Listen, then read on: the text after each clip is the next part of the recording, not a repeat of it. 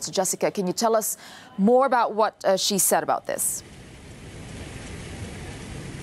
Well, Angela Merkel very much on the defensive yesterday in the German parliament, where opposition leaders very quick to point out the U-turn she's made on her migration stance, and also in this television interview where she defended her migration policy moving forward, also saying it was in Germany and Europe's best interest. And she said that the future of the free movement of people within the Schengen area in Europe would not be compromised. But many people, of course, point out that these transit centres that she's agreed to with her Conservative allies down in Bavaria would necessitate that the border there in Bavaria between Germany and Austria be closed off for the transit centres to work successfully, meaning, of course, that it would be blocking a border between two Schengen countries.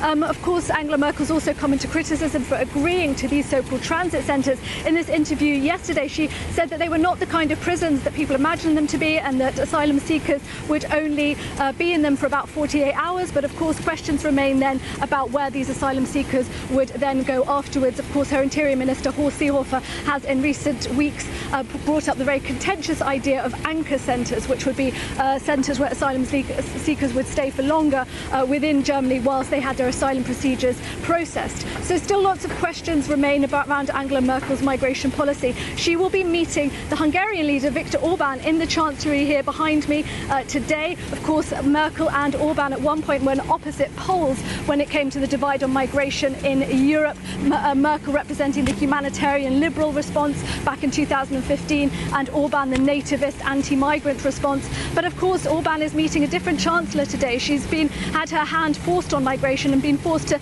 bend to the demands of her Conservative allies in Bavaria. And I think Orban's aware of this. Ahead of the meeting today, he said he would be open to bilateral talks with Angela Merkel on migration, something which is a change in stance from the Hungarian leader. But I think he knows that Angela Merkel is not in the kind of position to make demands on him on migration that she was a few months ago. And Jessica, so one big meeting is going to happen there behind you, but Angela Merkel is also meeting Theresa May. I guess Brexit on the agenda then. Yes, as Orban is leaving the Chancellery today, Theresa May will be quickly going into the Chancellery for talks with Angela Merkel on the progress of Brexit.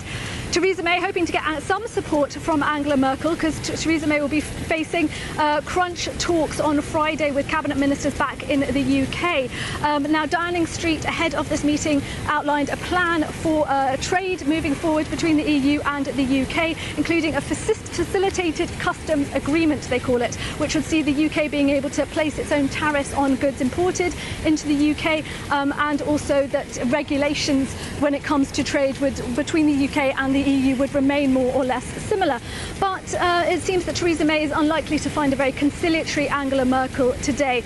There's been a lot of concern in the German government and also German industry about the very sluggish process of Brexit so far. And also Merkel, of course, very concerned about the rise of far-right populism in Europe and anti-European sentiment. The mood from the German government is they don't want the UK to be seen to be getting any kind of easy deal when it comes to Brexit.